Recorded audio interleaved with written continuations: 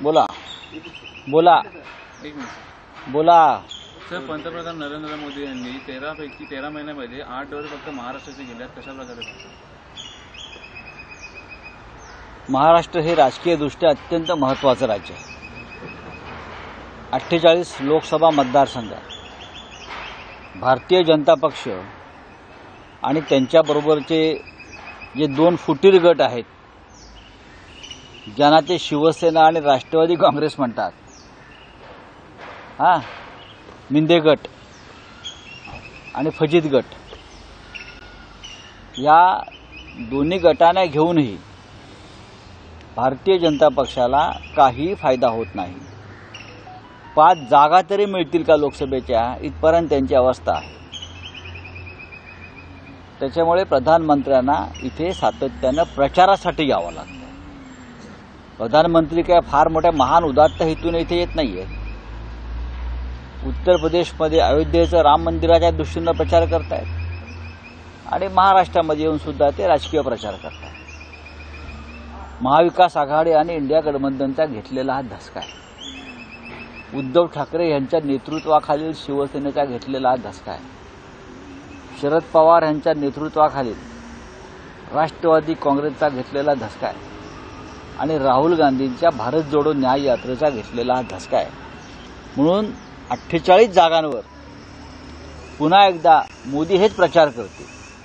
मुख्यमंत्री शिंदे, देवेंद्र फडणवीस, अजित पवार यांच्या मागे मतदार नाही, हे प्रधानमंत्री मोदी यांनी समजून घेतल्यामुळे त्यांना वारंवार महाराष्ट्रात यावं लागतं. प्रधानमंत्री आम्ही मराठी पुरावा येतो.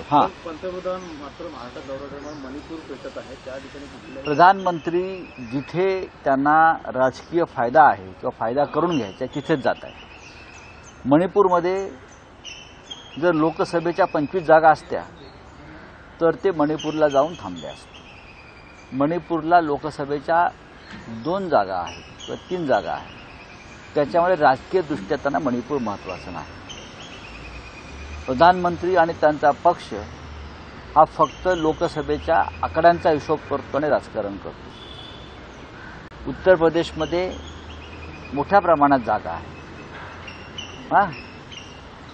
85 जागा आहेत जवळजवळ. महाराष्ट्रात 48 जागा आहेत. म्हणून त्यांचं या 2 राज्यांवर जास्त लक्ष आहे. प्रधानमंत्र्यांनी मणिपूरला जायला हवं. प्रधानमंत्र्यांनी काश्मीर खोऱ्यात जायला हवं. प्रधानमंत्र्यांनी खरं म्हणजे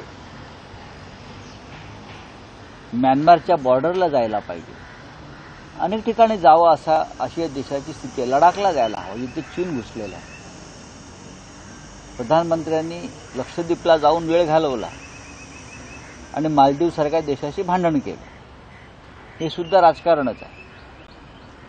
जिथे राजकीय फायदा आहे तिथेच प्रधानमंत्री जातात. त्यांना व्यापक राष्ट्रहित, जनताहित, जनहित या संदर्भात या पक्षाला त्यांच्या आणि त्यांना काही पडलेलं नाही.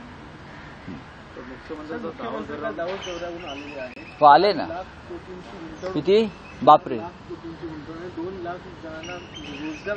2 लाख. आधी जो रोजगार गुजरातला गेलाय तो घेऊन या.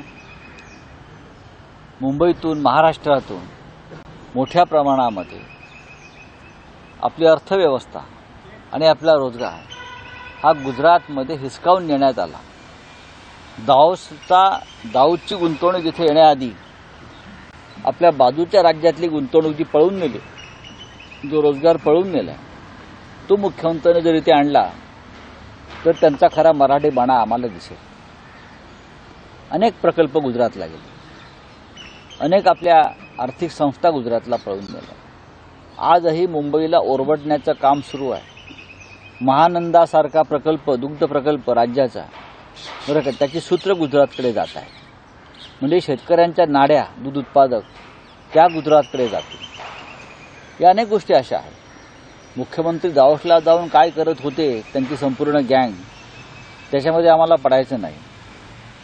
सरकारी तिजोरीवर त्याचा किती भार पडला हे आम्हाला पाहायचं नाही. दाऊदचे आकडे खूप मोठे आहेत, कितीतरी लाख कोटी वगैरे सांगतायत, पण आमच्यासमोर एकच आकडा आहे दावोसला असताना जो समोर आला तो म्हणजे त्यांच्या मंत्रिमंडळातला 8,000 कोटीचा अँब्युलन्स घोटाळा.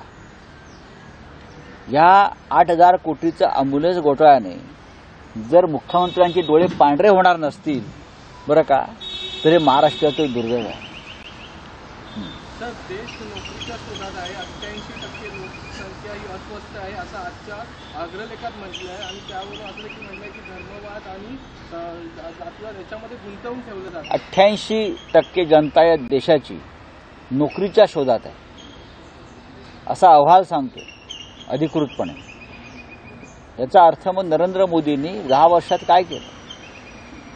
प्रत्येक वर्षाला 2 कोटी रोजगार देण्याची भाषा होती, पण ते पदवीधरांना पकोडे तळायला लावतात.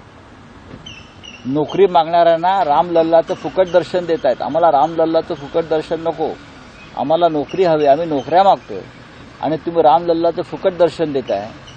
88% जनता या देशाची जर नोकरीच्या शोधात असेल तर हा संपूर्ण देशच बेरोजगार झालेला आहे. दरांगे येत आहे मुंबईत. ठीक है, आप पूछिए. प्रधानमंत्री के दौरे हो रहे हैं महाराष्ट्र में लगातार, किस तरह से देखते हैं? और मणिपुर को लेकर प्रधानमंत्री गए महाराष्ट्र में बार बार आ रहे हैं. वो क्या उनके ऊपर, महाराष्ट्र के ऊपर उनका बहुत ज्यादा प्यार उमड़ आया है या बहुत प्यार है इसलिए नहीं आ रहे? या उत्तर प्रदेश में अयोध्या में जाकर बैठे हैं, वो क्या उनका उत्तर प्रदेश में प्यार ज्यादा कुछ प्यार है इसलिए नहीं? उत्तर प्रदेश की सीटें लोकसभा की ज्यादा है, बाद में महाराष्ट्र की. महाराष्ट्र एक निर्णायक भूमिका तय करेगा 2024 की चुनाव में. यहाँ की जो सरकारें हैं नाकाम है, वो वोट नहीं दे सकती बीजेपी को, चाहे शिंदे हो, चाहे अजित पवार हो, चाहे फडणवीस हो, उनके पास वोट नहीं है. इसलिए प्रधानमंत्री बार बार महाराष्ट्र में आ रहे हैं. 13 महीने में 8-10 बार आ गए. मणिपुर में जाइए ना, अब जाइए मणिपुर में, वहां की जनता आक्रोश कर रही है, हिंसा थम नहीं रही है. मणिपुर की बात करो, क्या मणिपुर देश का हिस्सा नहीं है? आप जाइए लद्दाख में, पेंगोंग लेक तक जाकर आइए, वहां चाइना पूरी तरह से घुस गया है. लक्षद्वीप में जाकर आराम करते हो और मालदीव से झगड़ा करके वापस आते हो, वो भी आपका एक बिजनेस स्ट्रैटेजी है, राजनीति है उसमें. महाराष्ट्र में आने से आपको सीटें नहीं मिलेगी प्रधानमंत्री जी, मैं आपको बोल रहा हूं. इतना शिंदे हो, देवेंद्र फडणवीस जी हो या अजित पवार हो, आपका फार्मूला खत्म हो गया है. ये पैकेज नहीं चलेगा. यहाँ शरद पवार जी, उद्धव ठाकरे जी और राहुल गांधी जी, ये तीनों का जो गठबंधन है वो 40 से ज्यादा सीटें महाराष्ट्र में जीत रहे हैं. तो खिचड़ी घोटाले को लेकर जिस तरह से आंकड़े सामने लाए जा रहे ये हैं, पूरे झूठ है. ये कोई आंकड़े बिकड़े नहीं है. 8,000 करोड़ का घोटाला एम्बुलेंस में हो गया. एम्बुलेंस घोटाला 8,000 करोड़ का. उस बारे में आप सवाल क्यों नहीं पूछते मुख्यमंत्री को, हेल्थ मिनिस्टर को? वो मुलुंड में एक नंगा घूमता है, हाँ, पोपटलाल, जाकर पूछिए ना. 8 करोड़ का एम्बुलेंस घोटाला इस राज्य में हुआ है. 8 करोड़ का, मालूम है? क्या उसकी आंख फूट गई है? क्या है? क्या बहरा हो गया है? 8 करोड़ का एम्बुलेंस घोटाला. 800 कोटी वाला एम्बुलेंस का टेंडर 8,000 करोड़ तक कैसे जाता है? हाँ, आप खिचड़ी क्या कर रहे हो? फिर ये क्या है? ये क्या पक रहा है 8,000 करोड़ की खिचड़ी? एम्बुलेंस घोटाला 8,000 करोड़ का खिचड़ी है ये. किसने किसकी थाली में गई खिचड़ी बता दूं मैं? गुजरात में कितनी गई, दिल्ली में कितनी गई, हाँ बता दूं क्या? बताऊंगा जल्दी ही. सर, खिचड़ी ठाकरे यांच्या हिंदुत्वावर, हाँ बोलिए, आप क्या है? खिचड़ी को लेकर जिस तरह से ट्वीट किया जा रहा है, एक अरे वो तो क्या, अमाउंट बताया जा रहा है, इसके अकाउंट में इतना अमाउंट गया, हाँ गया है, गया होगा. घोटाला कहाँ है? क्या खिचड़ी जो है वो सरकारी टेंडर था, लोगों ने काम किया है और उसका काम का पैसा सबके खाते में गया है. आप प्रूव करो ये घोटाला है करके. आप बोलते इसलिए घोटाला है. कौन सा घोटाला है? वो समय था लोग काम करने को तैयार नहीं थे, डॉक्टर नहीं थे, नर्सेस नहीं थे, वॉलंटियर्स नहीं थे. हमारे लोगों ने काम किया है. सर, आपल्या कुटुंबावर हम अरे करने दो ना, हमने काम किया है, हमारे लोगों ने काम किया है और करेंगे. जब कोई संकट आता है तो टेंडर के लिए आप वेट करते हो क्या? कागज के लिए वेट करते हो?